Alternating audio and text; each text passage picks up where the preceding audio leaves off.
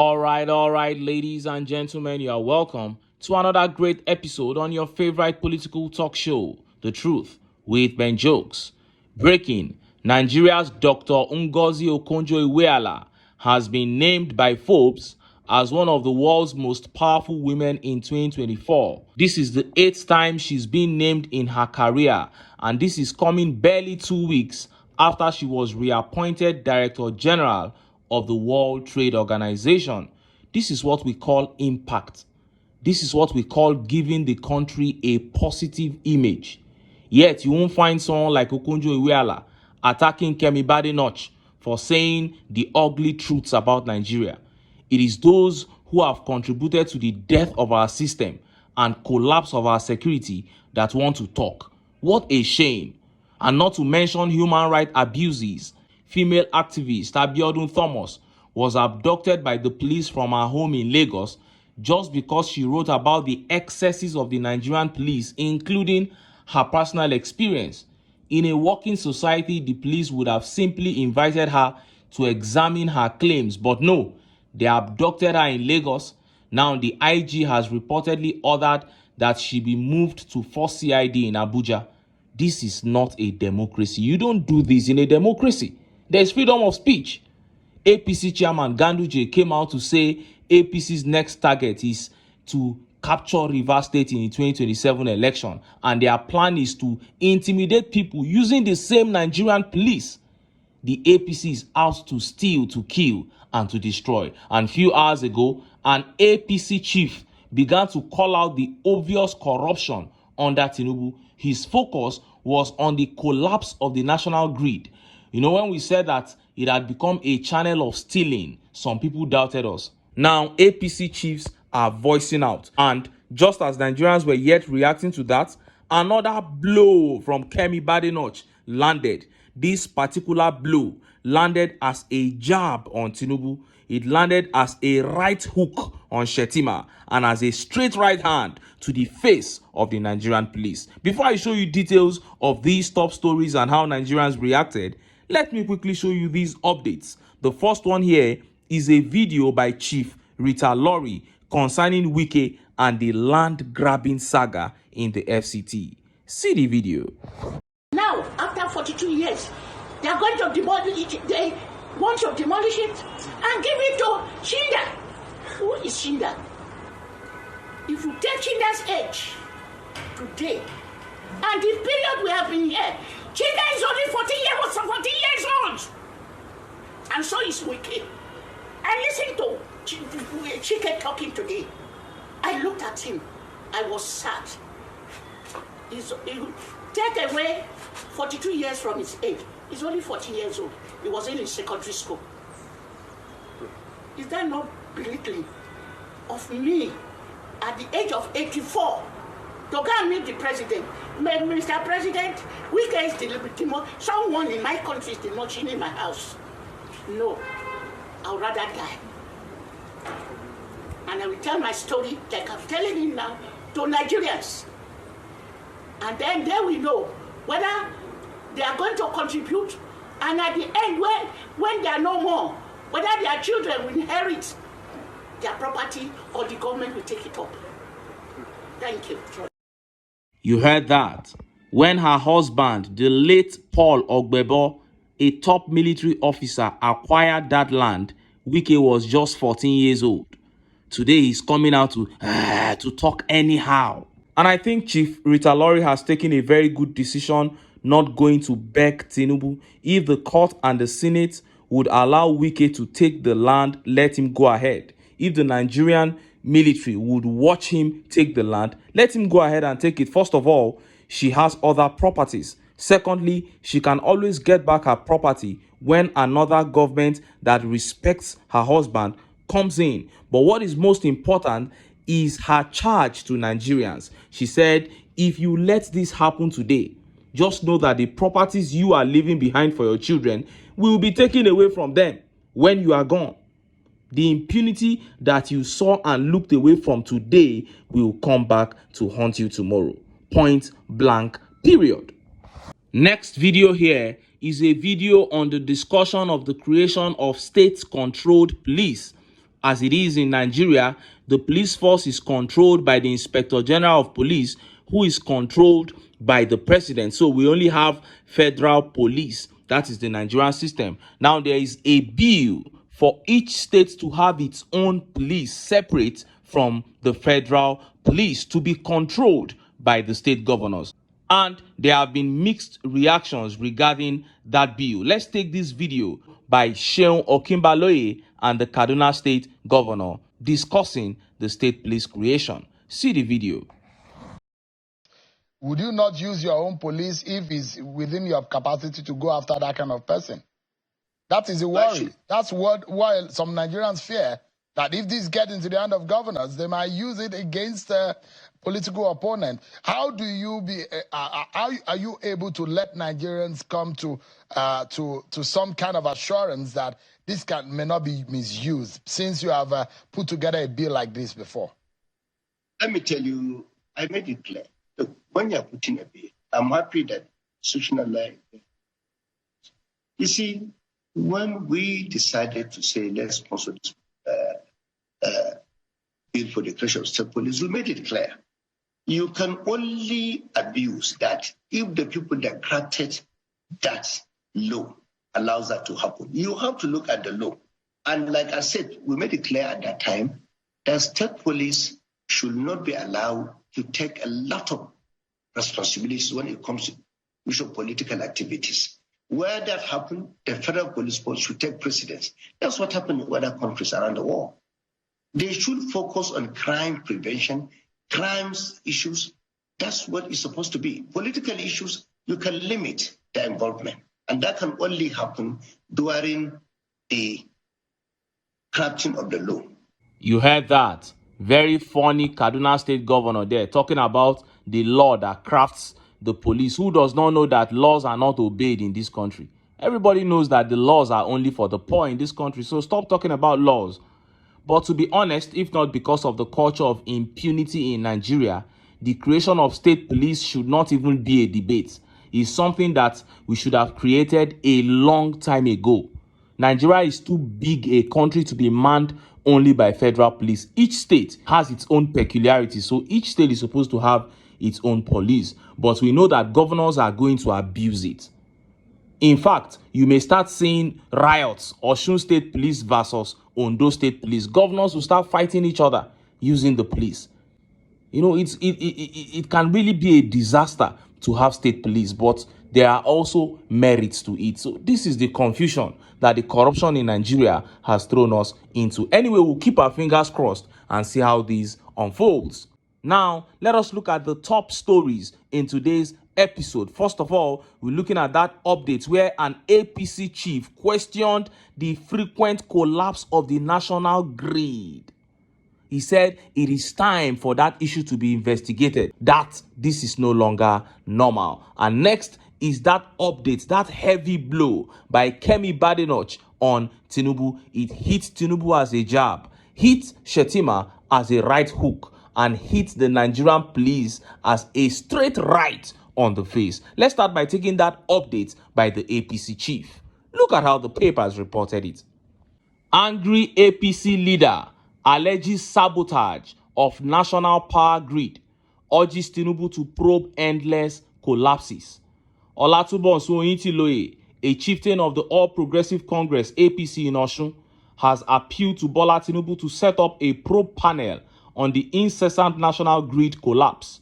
Mr. Oyintiloye, while speaking with newsmen on Sunday in Osogbo, said the incessant collapse of the grid was becoming worrisome and needed a presidential investigation panel. According to him, the latest collapse occurred on Wednesday, December 11, making it the 12th time the national grid will collapse in 2024 alone. The latest collapse occurred on the same day Power Minister Adebayo Adelabu promised that the grid would achieve significant stability by completing phase 1 of the Presidential Power Initiative, also known as the CMS project. Mr. Oyintiloye, who emphasized the importance of electricity to the economy, said that the frequent collapses of the national grid were taking a negative toll on businesses in the country. Mr. Oyintiloye, a defunct APC Presidential Campaign Council member, also said that for the grid to have collapsed 12 times within a year shows something is wrong somewhere. He said, I believe that presidential investigation into this matter will unravel the problem and its possible lasting solution. The country is blessed with all the resources needed to keep the grid running. So why the constant collapse? The embarrassment must stop and sanity must be brought back to the power sector for the sake of our economy. If sabotage is involved, that will be revealed through investigation. Mr. Oyintiloye said that at the end of the investigation, anyone found culpable of sabotaging the government's efforts to ensure stable power supply must be made to face the consequences. Mr. Oyintiloye, a former lawmaker, said since Nigerians were already paying so much for electricity, they should be allowed to enjoy the benefits. The people you are saying should investigate, I'm sorry to say, they are the ones responsible. You see, the way the TINUBU regime works is deadly. Every appointment is a reward. So where you are to find ways, to get your own money. Because that's your reward. You have to find ways to get money pumped into your organization's purse so you can eat, so you can embezzle. And after eating, you pay homage to the Gbajabia Millers, the Remi Tinubus, Sheyi Tinubus, and the SGF, etc. So I began screaming sabotage from the fifth grid collapse.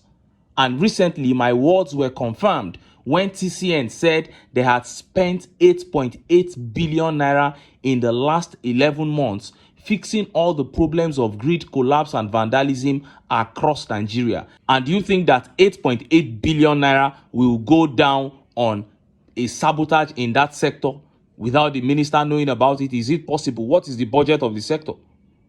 So this is all RNG. And let me shock you. Do you know that these guys can even switch off electricity intentionally and claim that the grid has collapsed? Then they will switch it on the next day. They will say they have worked on it and they will quote figures for maintenance. That's what they do. And that is how it will continue under the APC until Nigerians say no. And just as Nigerians were yet reacting to that heavy blow by Kemi Badenoch landed. Look at how the papers reported it. Nigerian police officers are armed robbers licensed to extort citizens with guns. Kemi Badenoch. The leader of the Conservative Party in the United Kingdom, Kemi Badenoch, has described the Nigerian police as armed robbers who intimidate ordinary people with guns. Ms. Badenoch's latest recount of how the Nigerian police robbed her younger brother is coming after her series of comments about the bane of corruption and rot in Africa's most populous country. You know, the police in Nigeria would rob us. So when people say I had this bad experience with the police because I'm black and they are white, I was like, well, I remember the police stole my brother's shoes and his watch. Ms. Badenoch said on a podcast by the Free Press editor Barry Weiss on Friday. They took his shoes and his watch. It is a very poor country, so people do all sort of things, she added. Ms. Badenoch, however, compared the Nigerian police with that of the UK, insisting that her experience with the latter was very positive. The British politician noted that the police are expected to be the first reliable point of security for everyone, emphasizing the need for them to discharge their duties with decorum and genuine sense of responsibility. I do.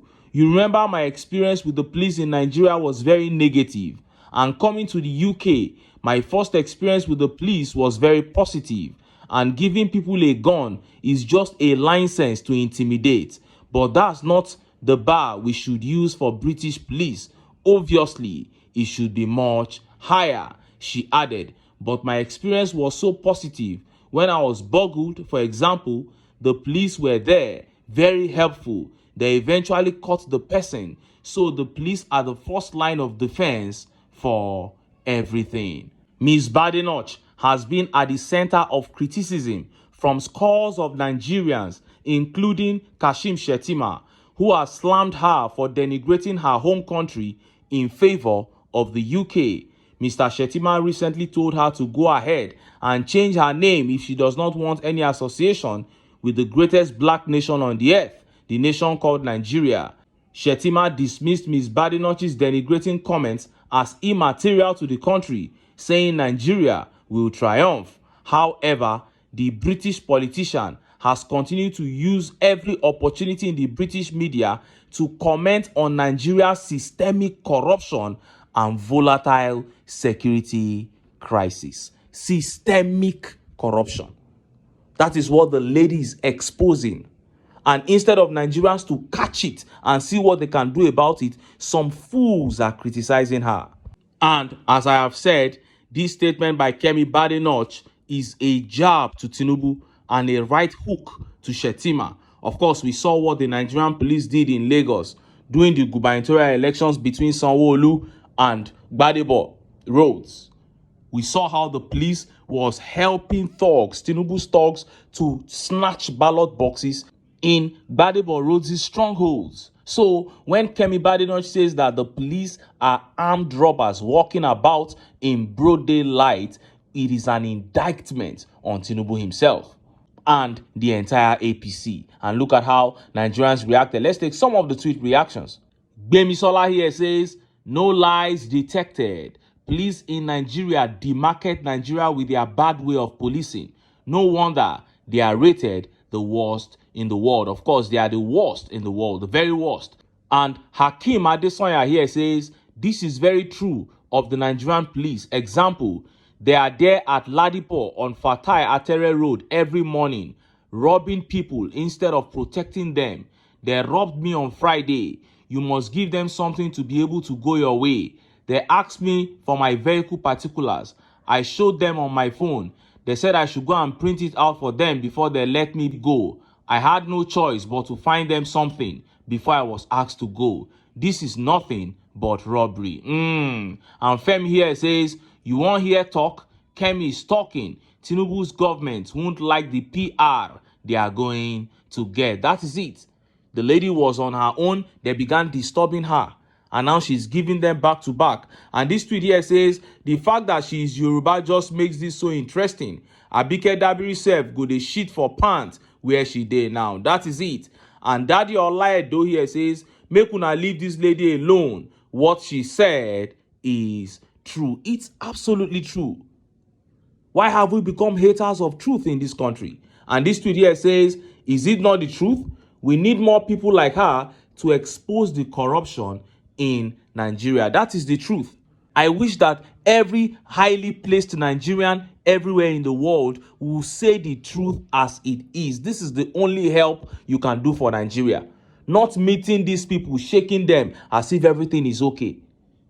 Nothing is okay. Our systems have collapsed. Look at what happened in the case of Dele Farotimi recently. Police was mobilized from Ekiti State to go and pick a man up in Lagos. Even the popular secret cult groups in Nigeria don't operate like that. They use their branches in given places to tackle issues in those places. But the Nigerian police descended lower than them. Just from November to this December, about 5 Nigerian youths have been ended by the police over arguments of 1,000 naira, 2,000 naira on highways. And I'm talking about the cases that were recorded by the media, the ones that the media reported. There will definitely be many other occurrences that the media didn't capture. This is the country that we live in under the APC. NSAS victims will never be forgotten, forever indelible in our memories. Innocent Nigerians shot dead in mass by the government of their own country. But the APC wants Kemi Badenoch to come out and start speaking well of Nigeria. How is that possible? But this is the APC, so I'm not surprised. They have come to steal, to kill, and to destroy. And that is why we keep telling Nigerians that this is how this thing is going to continue. Nobody is coming to rescue Nigerians until the common men of this country see that this suffering, what we are going through, is too much for people to go through in a country that has so much. Peter Obi was speaking. He said there is no need to visit any other country. Everything that we need to be a great nation is right here in Nigeria. And that is just the truth. Our problem is leadership, and by extension, followership. Because this is a country of over 200 million people, and if we put our foot down and say, this is what we want, I am telling you, these guys don't have the number to contend with us. But it is these aboriginal sentiments that have held us back thus far, dividing us. And that's why we are saying, let us set these sentiments aside, come together and take our country back. But until then, make I still enter town. Make I go get some ogbonge political news wey una go like. Why? Because of una na I dey here, so don't go away. Don't go away.